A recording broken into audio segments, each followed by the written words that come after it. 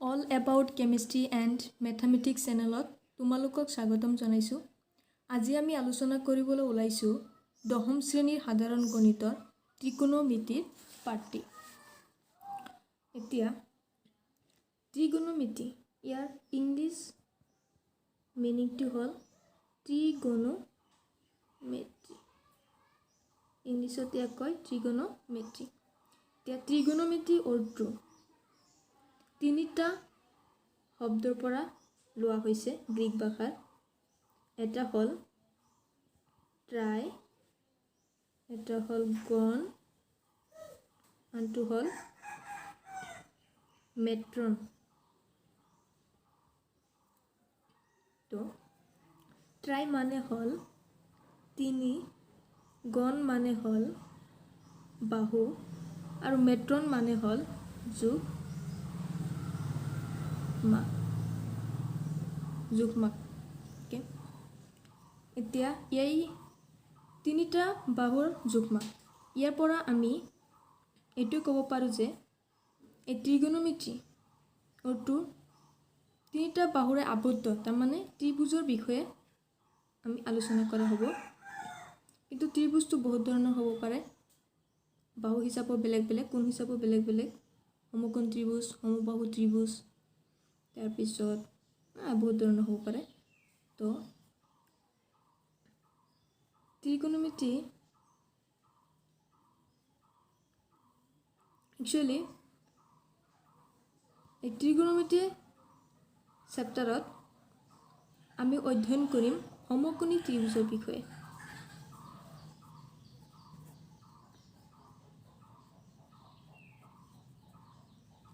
সমকোণী ত্ৰিভুজ, এতিয়া কথাটো হ'ল সমকোণী ত্ৰিভুজ কাক কয়? সমকোণী ত্ৰিভুজ মানে হ'ল যিটো ত্ৰিভুজৰ এটা কোণ কি থাকিব?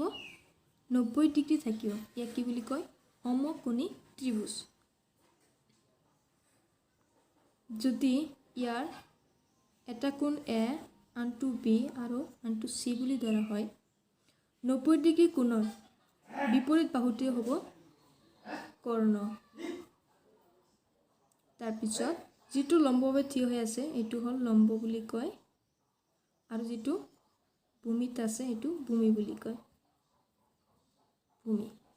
এতিয়া কৰ্ণক ইংলিছত কয় হৰাইজেণ্টেল এইচ, লম্বক কয় পাৰপেণ্ডিকুলাৰ পি, আৰু ভূমিক কয় বেছ, বিৰে আমি বুজাওঁ।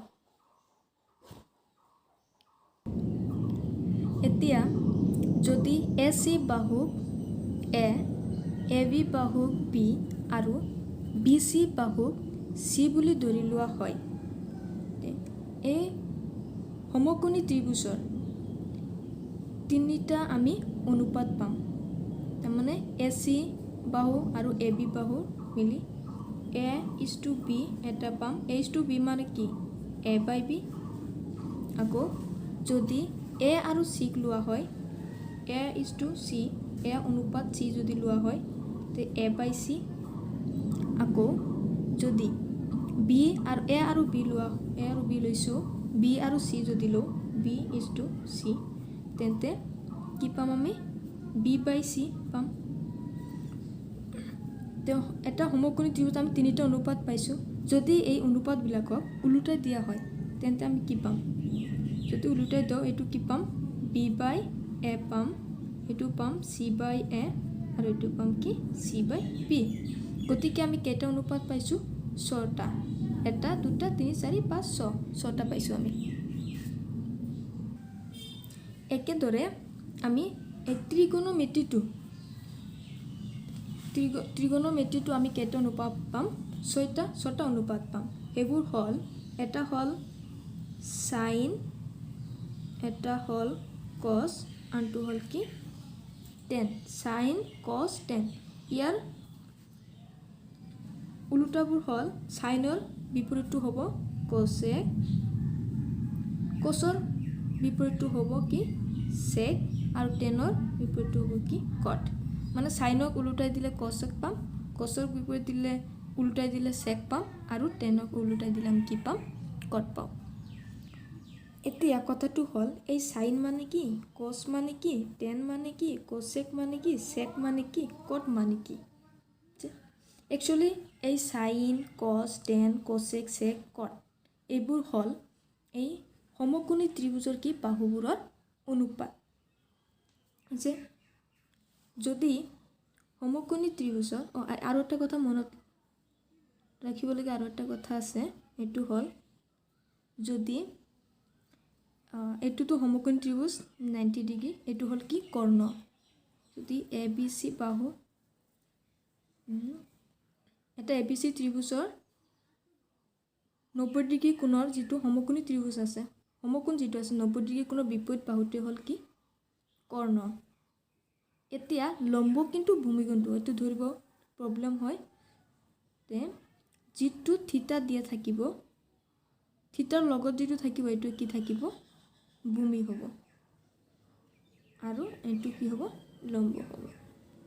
যদি থিতা ইয়াত দিয়া থাকিলে হয় তেতিয়াহ'লে এইটো ভূমি হ'লে হয় আৰু এইটো কি হ'লে হয় লম্ব হ'লে হয়। এতিয়া আমি এই এ কোণ যিটো থিতা কোণ এইটোৰ বাবে আমি সাইন, কস, টেন, কোসেক, সেক, কট এইবিলাকৰ কি ওলাম সম্পৰ্ক ওলাম। এতিয়া যদি সাইন থিতা তাৰপিছত কি কস থিতা তাৰপিছত কি আছে টেন থিতা।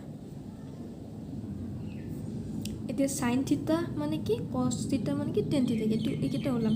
এইকেইটা ওলাবলৈ আমাৰ এটা ট্ৰিক্স মনত ৰাখিবা তোমালোকে।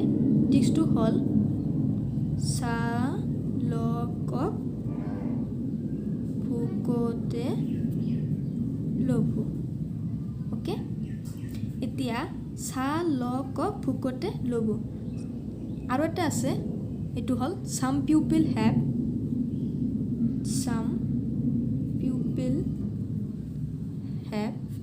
Curly brown hair turns permanently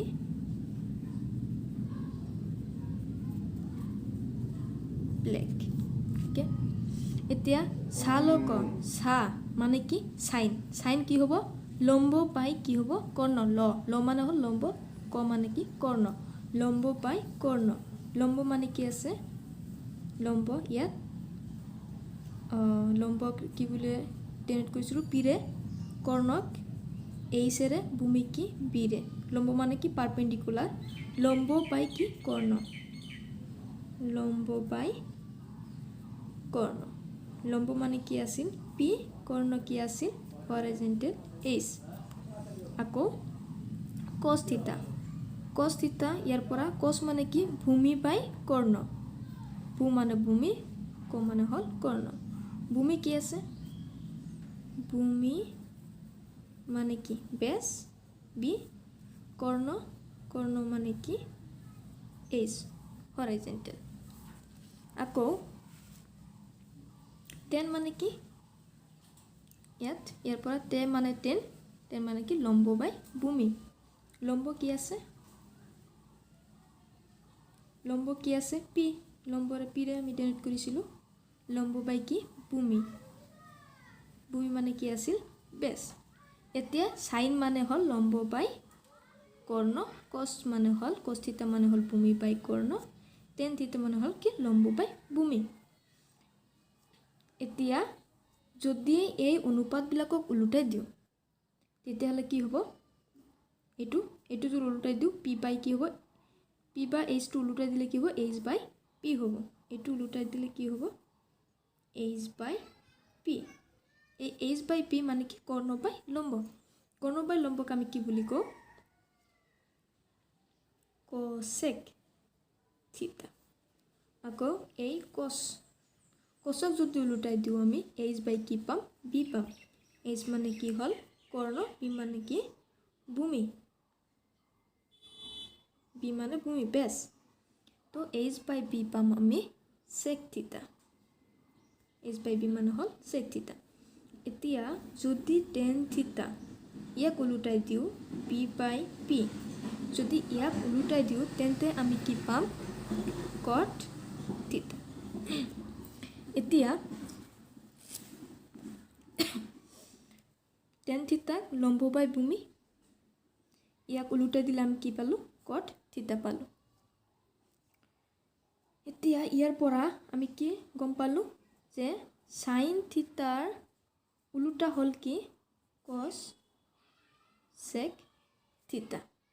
আকৌ কস থিটাৰ ওলোটা হ'ল কি? Sec theta. আকৌ টেন থিটাৰ ওলোটা হ'ল কি? কট থিটা। মানে সাইন থিটাক ওলোটাই দিলে আমি কোসেক থিটা পাম, কস থিটাক ওলোটাই দিলে সেক থিটা পাম, টেন থিটাক ওলোটাই দিলে আমি কি পাম? কট থিটা। এতিয়া সাইন থিটা, কোসেক থিটা, cos theta, sec theta, tan theta, কট থিটা, ইহঁতৰ মাজত কি আছে? সম্বন্ধ আছে। যেনেদৰে আমাৰ পৰিয়ালত বাবা থাকে, মা থাকে, ভনী থাকে, ভাইটি থাকে, সিহঁতৰ নিচিনা সিহঁতৰ কি থাকে? সম্পৰ্ক, সিহঁতৰ সম্পৰ্ক আছে। সেইবোৰ হ'ল যদি এই সাইনক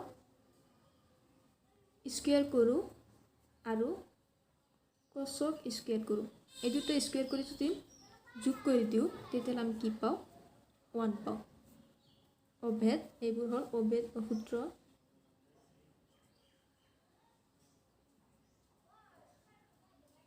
ইংলিছত কয় আইডেণ্টিটিজ।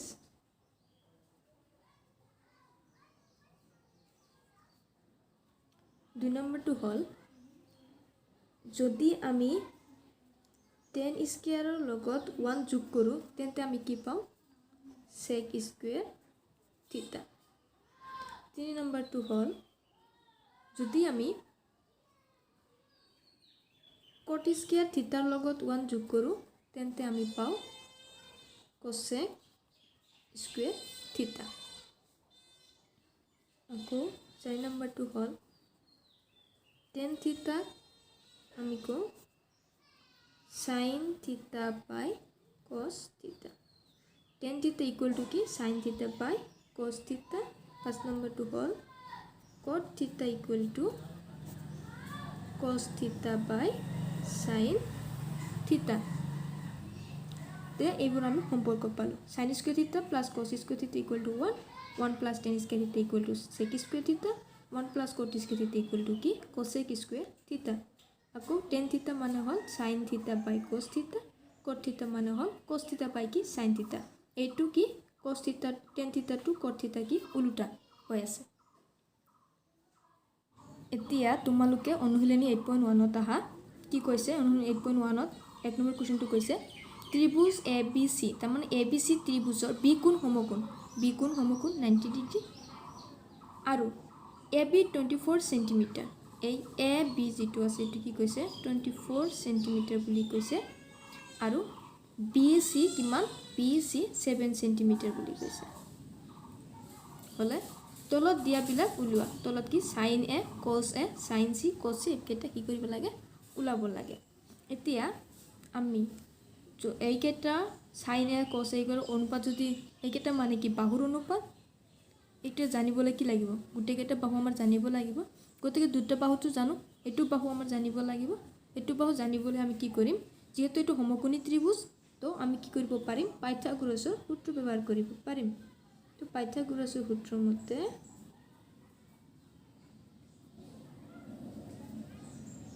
পাইথাগোৰাছৰ সূত্ৰটো কি আছিল? তোমালোকৰ মনত আছেনে? পাইথাগোৰাছৰ সূত্ৰটো আছিল কৰ্ণ স্কুৱেৰ ইকুৱেল টু লম্ব স্কুৱেৰ প্লাছ কি আছিল?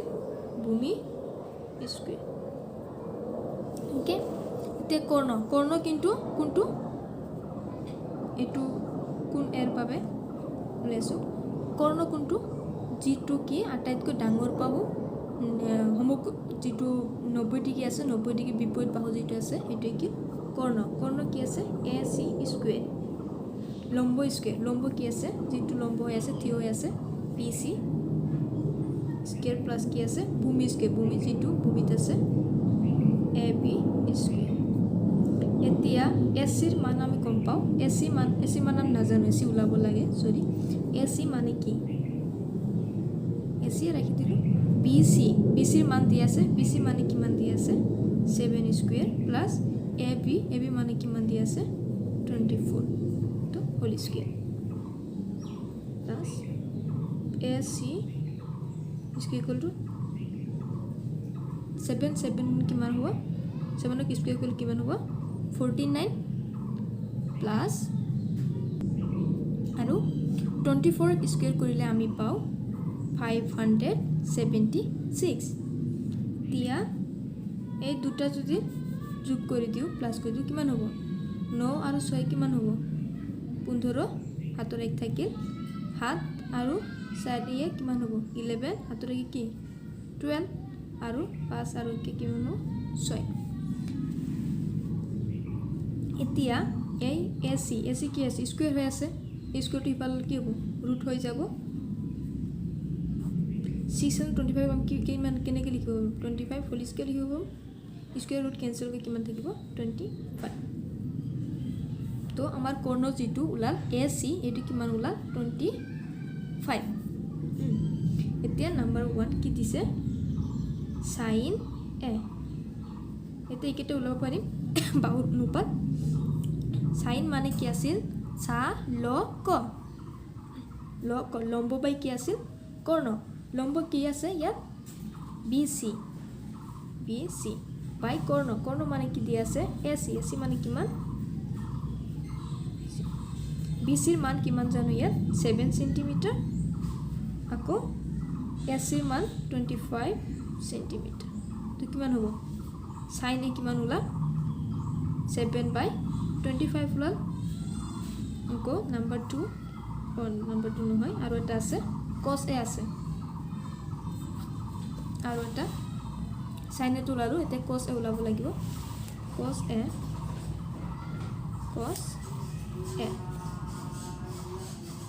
cos মানে আমি কি জানো চালক ভূক ভূমি বাই কি কৰ্ণ cos মানে কি আছে ভূমি বাই কৰ্ণ এতিয়া ইয়াৰ পৰা আমি ভূমি কি গম পাওঁ ভূমি AC কিমান দিয়া আছে 24 বাই কৰ্ণ কিমান দিয়া আছে 25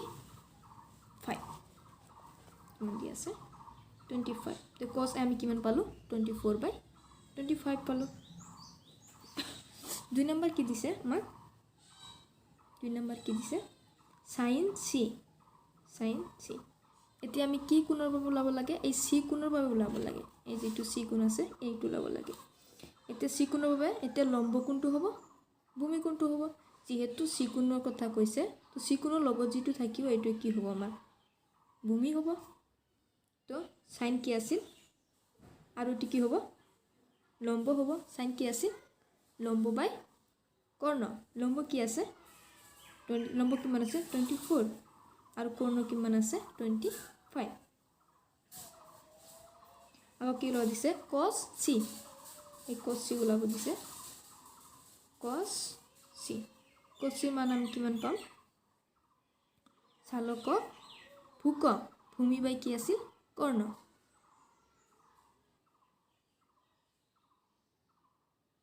ভূমি কিমান ইয়াৰ পৰা C কোণৰ বাবে ভূমি হল কিমান 7 সেন্টিমিটাৰ 7 আকৌ কৰ্ণ কিমান হ'ব 25 এই উলিয়াব লগিয়া